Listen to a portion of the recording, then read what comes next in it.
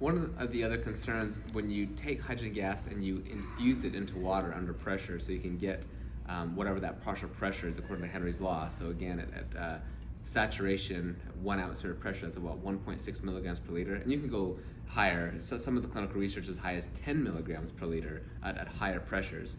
But then the question is, once you open that up, is all the gas going to immediately escape?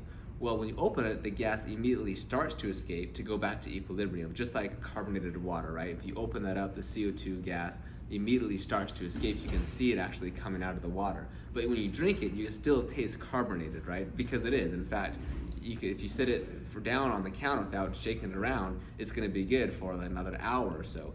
And so too it is with molecular hydrogen. So we can actually plot basically the half-life of the concentration of hydrogen in water, and we can see that as long as it's not being perturbed, it's going to be good for, the half-life is around 2 hours or so. Let's say have just a typical glass of water. So it's going to be in the water long enough that you could drink it, and the concentration, the dose you are getting is going to be enough.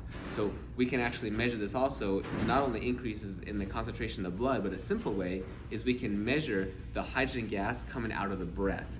If it's coming out of the breath, that means the gas went through the stomach cells into the venous system, to the heart, and then to the lungs. So it's actually in the body, right? The heart then pumps it to the lungs, and then we measure the concentration of hydrogen gas in the breath.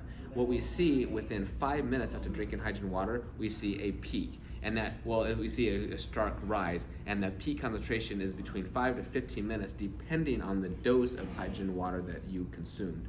And then it goes back to baseline within about an hour or so.